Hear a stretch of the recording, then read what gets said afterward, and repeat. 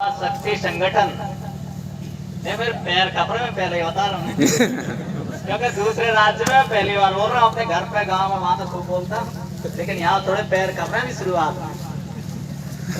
तो इस चंबल पानी बोतल रख देना। संभाग युवा शक्ति संगठन के समस्त युवाओं, मध्य प्रदेश मीणा समाज के उपस्थित यहाँ समस्त पंच पटेल, युवा साथी, छोटे बड़े भाई बहन, आपके सामने मैं दो चार बातें अपनी बोलने की हिम्मत कर रहा हूँ। बोल नहीं रहा, बोलने की हिम्मत कर रहा हूँ। उनमें अगर कुछ गलत मेरे से निकल जाए तो मैं आप सभी पंच पटेलों, युवा साथियों के चरणों में माफी मांगता हूँ।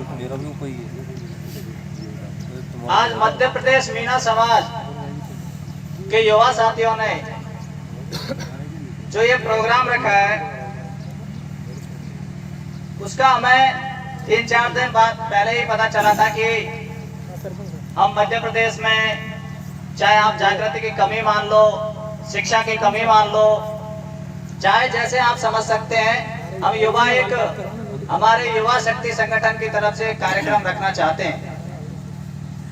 और युवा शक्ति संगठन के इस कार्यक्रम में हमारे जो मुख्य बिंदु होंगे वो समाज में शिक्षा के प्रति, स्वास्थ्य के प्रति और कुरीतियों के प्रति जागृति लाना हमारा ये मुख्य उद्देश्य होगा।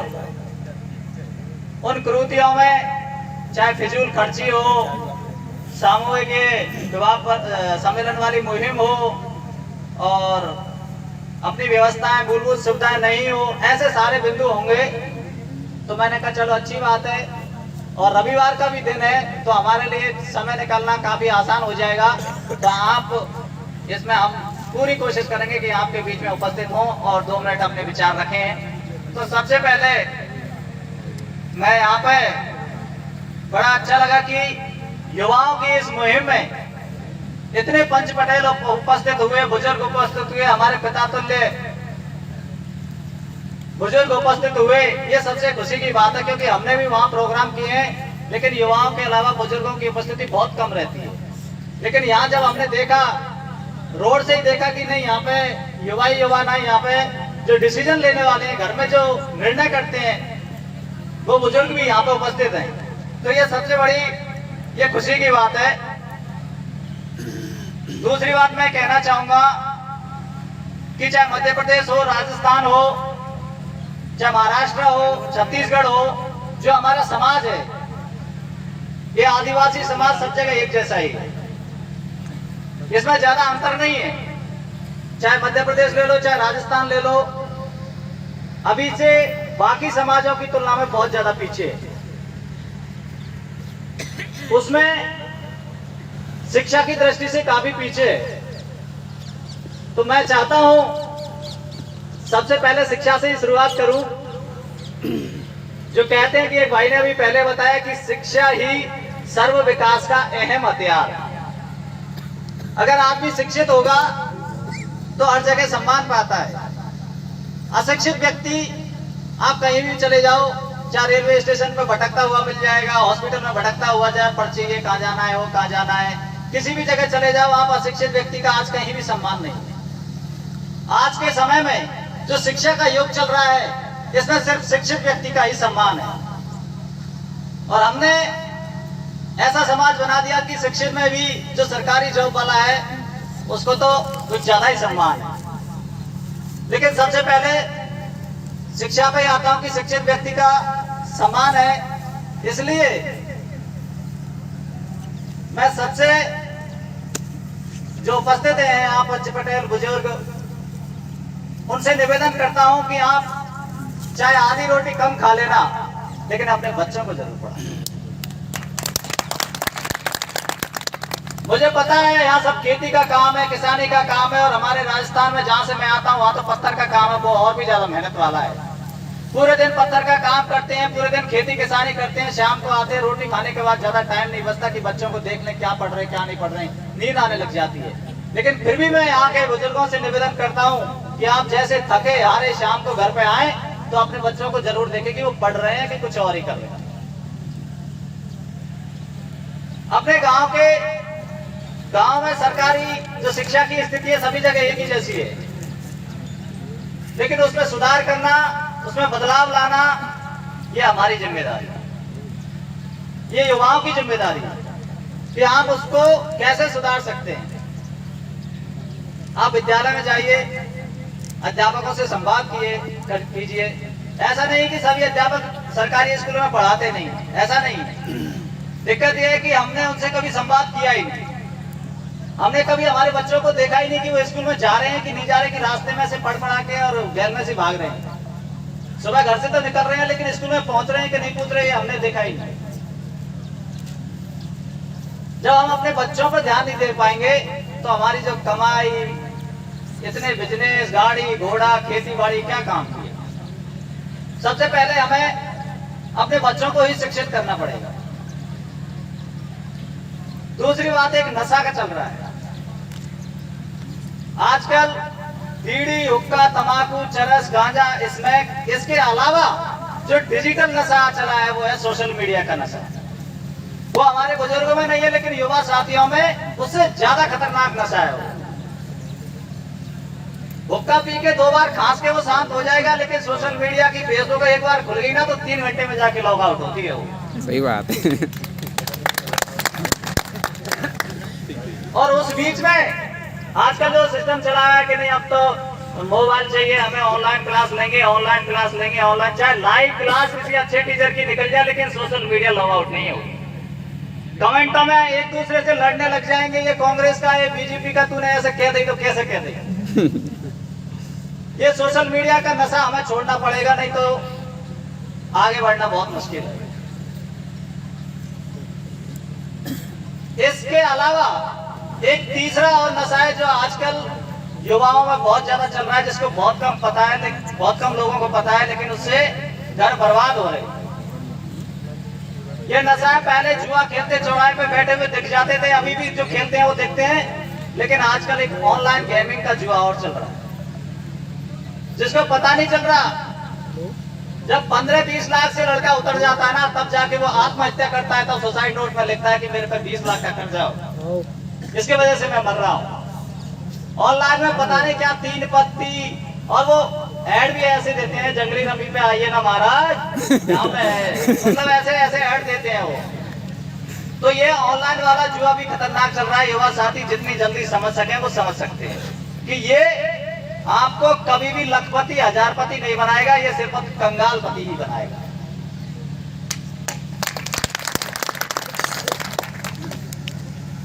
ये जो नशा है बीड़ी तंबाकू वाला, उससे बहुत कई गुना ज्यादा खतरनाक है। उसमें शरीर बर्बाद होता है लेकिन इसमें पीढ़ी की पीढ़ी बर्बाद होती है। तो जो युवा साथी एक सोशल मीडिया वाला और ऑनलाइन गेमिंग वाला जो नशा करता है, अगर आपको अपना घर बचाना है, अपने आने वाला भविष्य सुधारना है, तो ये 2 चीज छोड़नी पड़ेगी। जो युवा कंपटीशन की तैयारी करते हैं, अगर वो सोशल मीडिया नहीं छोड़ सकते तो आगे सफल होना संभव नहीं। सोशल मीडिया तो आपको छोड़ना पड़ेगा ही पड़ेगा। उसमें आपका इतना समय व्यर्थ हो रहा है कि आप अगर कुछ काम धंधे के, अगर घर वाले कहते कि खेत में चल जाए, आज थोड़ा सा गेहूं में पानी जा रहा है, नहीं जाएगा। भले ही घर पे बैठे बैठे वो फेसबुक, ट्विटर, एक और कौन सा, इंस्टाग्राम, जिसमें रील ज्यादा आती है, इंस्टाग्राम चला लेगा लेकिन खेत में नहीं जाएगा। इसलिए मेरे युवा साथियों से, विशेषकर युवा साथियों से निवेदन है जो कंपटीशन की तैयारी कर रहे हैं, कंपटीशन में आने वाले हैं, उनको सोशल मीडिया तो छोड़ना पड़ेगा अगर आप आगे बढ़ना चाहते हो तो। अगर सोशल मीडिया नहीं छोड़ सकते तो आपका आगे बढ़ना संभव नहीं। और ये छुड़वाने के लिए आपको कोई नेता नहीं आएगा, ये मैं आपको कह रहा हूँ। नेता IT जेल में भर्ती कर करके आपको आदत लगाएंगे, छुड़वाएंगे नहीं वो। इसलिए नेताओं का भगत और उनका वो बनने के लिए अगर आपको आगे बढ़ना है तो ये चीज छोड़ दीजिए। उनसे उनका टाइम पे समर्थन कीजिए, जब उनको जरूरत है चले जाइए, लेकिन ऐसे नहीं कि हर रैली में जयकारे जयकारे जयकारे लगाते जा रहे हैं। वो अपने विधायक MP सांसद बन जाएंगे, हम अपने लेबर का काम 10 लाख फावड़े में उठाए हुए चल जाएंगे। ऐसा होगा। इसलिए जो कंपटीशन की तैयारी कर रहे हैं उनसे बार बार निवेदन कर रहा हूँ कि आप सोशल मीडिया छोड़ दो। दूसरा हमारा स्वास्थ्य का है। ये मैं बहुत जगह बोला हूँ और आज फिर बोल रहा हूँ कि आप नई स्प्लेंडर गाड़ी लीजिए हीरो होंडा की, आजकल हीरो की ले लीजिए चलो, और उसमें आप 2-4 दिन बाद केरोसिन मिट्टी का तेल कोई भरवाता है? फिर आपके इस बहुमूल्य शरीर में गुटखा, तंबाकू, दारू और ये अंट संट के क्यों बोले? ये तो 50-60 हजार 1 लाख की हीरो होंडा नहीं है ना, ये तो बहुमूल्य शरीर है आपका, और आपको पता है कि इससे हमें नुकसान होगा, फिर भी आप खाए जा रहे हो, खाए जा रहे हो, खाए जा रहे हो।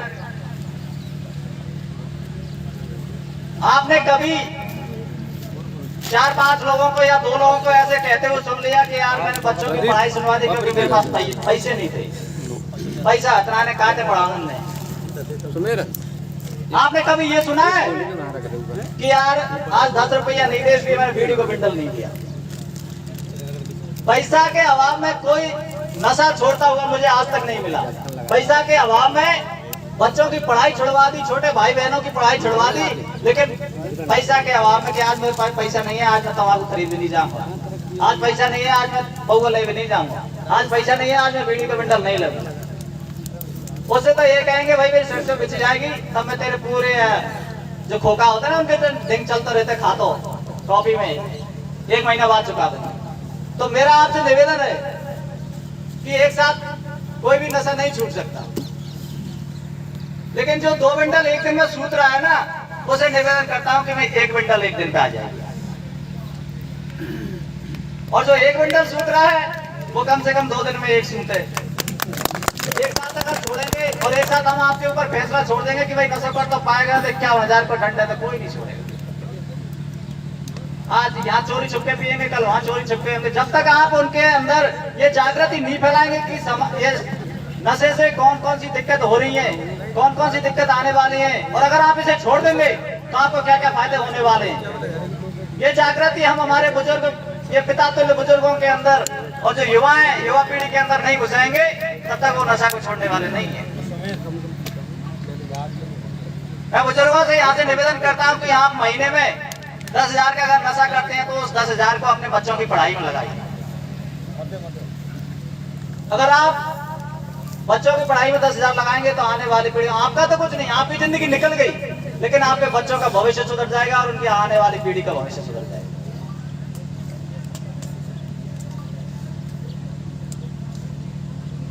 और तो क्या कहूंगा मैं, सब बीत गई। और जैसे ये भाई ने बताया था कि यहाँ पे हम जो एक बिंदु है सामूहिक विवाह सम्मेलन का, उसपे हम डिसीजन लेना चाहते हैं कि सभी सामूहिक विवाह सम्मेलन से ही विवाह करें। तो उसमें मेरा एक सुझाव है, और उसका मुख्य उद्देश्य क्या है कि भाई फिजूल खर्ची रोकना। फिजूल खर्ची की रोकने के चक्कर में हम सामूहिक विवाह सम्मेलन करना चाहते हैं, लेकिन मैंने राजस्थान में भी देखा कि विवाह तो सामूहिक से कर लिया, लेकिन घर पे 4 गांव की चूल कर रहा है। घर पे एक दिन पहले लगन टीके में 150 आदमी ने बुला रहे, विवाह ने फेरा सामूहिक विवाह सम्मेलन से कर ले, विदेते भी पूरा सामान ले लो कि यहाँ तक ज्यादा सामान मिले हो, और घर पे पूरा सिस्टम कर दो। तो ना तो विवाह सम्मेलन को फायदा है ना फिजूल खर्ची बची। इसका मेन उद्देश्य है कि फिजूल खर्ची रोको। तो उसके बारे में आप सभी सुझाव दो कि फिजूल खर्ची कैसे रोके। विवाह सम्मेलन हो जाए वो अच्छी बात है, मेन तो है कि भाई ज्यादा खर्चा होता है, गरीब आदमी देखा देख ये मरगो का तू दे 4 गावन की कर ऐसे कहते हैं। और जो चढ़ाने वाले होते हैं वो उनकी शादी हो चुकी होती है उनके बच्चों की, लेकिन वो जो गरीबों को पिसाते रहते हैं ताकि ये जिंदगी भर आई में डोलता रहे। बात सामने में अरे 1.5 से आदमी आए ऐसे कैसे कर रहे तू, 51,000 देगा, हमारी तो इज्जत है 1 लाख पहुंचा, तो बेचारे जिंदगी भर तक ऐसे तोड़ देंगे करते ही। तो मेरा आपसे निवेदन है कि फिजूल खर्ची पे आप निर्णय लीजिए, विवाह सम्मेलन पे लीजिए, और फिजूल खर्ची कम कैसे हो कि भाई ऐसे डिसीजन कर दिए भाई गांव से बाहर को ज्यादा नहीं करेगा, या ये वो पैरावनी वगैरह ज्यादा कपड़ा लेके जाते हैं तो कम लेके जाओ, लगन टीके में ज्यादा बुलाते हैं तो कम बुलाओ। ऐसे निर्णय आप ले सकते हैं और विवाह सम्मेलन वाला भी ले सकते हैं। बाकी मेरा तो सबसे ज्यादा यही निवेदन है, ज्यादा समय लूंगा नहीं, और आप सभी यहाँ पे हैं कि भाई कुछ भी करो लेकिन अपने बच्चों को जरूर पढ़ाओ। प्रिंसिपल साहब हैं, इनके तो हम पढ़े हैं, ये हमें नहीं जानते, लेकिन हम इनके घर पढ़े हैं, केमिस्ट्री पढ़े हैं, ऑर्गेनिक केमिस्ट्री पढ़े हैं। तालियां बजाओ। उनको शायद पता नहीं होगा। तो आज इन्होंने हमें शिक्षा दी तो हम यहाँ तक पहुंचे, और यहाँ तक पहुंच के हमने कोई तीर नहीं मान लिया कि बहुत बड़ा तीर मान लिया हो कि गवर्नमेंट जॉब में सिलेक्ट हो गए, ये हो गए, वो हो गए। उससे क्या होता है? जब तक आप अपनी शिक्षा का फायदा पूरे समाज को नहीं दिलाओगे, पूरे समाज में जागृति नहीं दिलाओगे, तब तक उस शिक्षित होने का क्या फायदा? अपने चाचा ताऊ के बच्चे तो ऐसे डोल रहे हैं, जुआ खेल रहे हैं, नशा कर रहे हैं, या खान कर रहे हैं, जो भी कर रहे हैं, खेती कर रहे हैं, और खुद दिल्ली में जाके बढ़िया नौकरी कर रहे हैं। उससे क्या मतलब? अपने लिए तो सब करता है, कम से कम समाज नहीं तो अपने परिवार, अपने पड़ोसी, अपने गांव के लिए जब तक कुछ नहीं करेगा तब तक वो शिक्षित का कोई मतलब नहीं। एक माँ आज भी सुकून से सो जाती है, एक माँ आज भी सुकून से सो जाती है जब वो ये कहती है कि मेरा लड़का बेरोजगार तो है लेकिन आवारा नहीं। बेरोजगार हो सकता है, उसके शिक्षित में कहीं कहीं ऐसी कमी रही होगी, मेहनत में, कि वो सरकारी नौकरी नहीं लगा हुआ, बेरोजगार होगा, लेकिन अगर आवारा नहीं होगा, नशा नहीं करता होगा, फालतू के काम नहीं करता होगा, तो वो कहीं ना कहीं अपना बिजनेस, अपना काम धंधा वो जरूर कर ले। इसलिए मेरे यहाँ के युवा साथियों से निवेदन है, आपने जो मुहिम छेड़ी है, आपने जो मुहिम चलाई है, इसको आगे चलिए। इसमें आगे बहुत ज्यादा कांटे आने वाले हैं। ये तो सिर्फ शुरुआत है, कांटों की शुरुआत है ये। आगे तो जो लेस झरा फरा सब आने वाले हैं। क्योंकि मैं सब चीजों से गुजर चुका हूँ, थोड़े बहुत दिन, ज्यादा नहीं, अभी थोड़े बहुत दिन गुजर चुका हूँ। आज यहाँ पे आपको कहेंगे 100 लोग आपके साथ हैं, उनमें से 60 लोग तो घर जाते कहते कच्चू नहीं है, वैसे मोड़ा मोड़ा इकट्ठे हैं और कच्चू ले लेना। 40 लाख कहेंगे कि नहीं ठीक था यार, लड़कों ने एक ऐसे ये बिंदु रखे, बिन पर चर्चा आई और ज्यादा तो बढ़िया रखी। वैसे तो इनमें से 20 लोग ऐसे होंगे जो अंदर ही अंदर करेंगे, अरे मंच पे कौन कौन थे, बे तो सरपंच के चक्कर में डोल रहे हैं। तो पता नाने नहीं तो आज तक तो कच्चू करे नाने चुनाव आ रहे हैं, अपना फेमस चेहरा समाज के हिसाब से अपना चेहरा बढ़ा रहे हैं। और मैं कम से कम 10 लोग आपके साथ ईमानदारी से साथ रहे। तो मेरा यहाँ जो युवा साथियों से निवेदन करता हूँ कि आपको आगे कांटे आने वाले हैं, इन नकारात्मक चीजों से आप बच के रहना। आपको करना है कि समाज में हमें जागृति लानी है, तो समाज में जागृति शिक्षा के क्षेत्र में, स्वास्थ्य के क्षेत्र में, फिजूल कुरीतियों के क्षेत्र में कैसे लेके आनी है, उन चीजों पे आप चर्चा जरूर करें। वो कहते हैं कि सफल हो ना हो ये बात की बात है, सफल हो ना हो ये बात की बात है, हम कोशिश भी ना करें ये तो गलत बात है। बस इन चीजों के साथ ही मैं आप सभी को, मेरी वाणी को विराम देता हूं। कुछ गलत बोल गया हूं तो माफी चाहता हूं। राम राम साहब।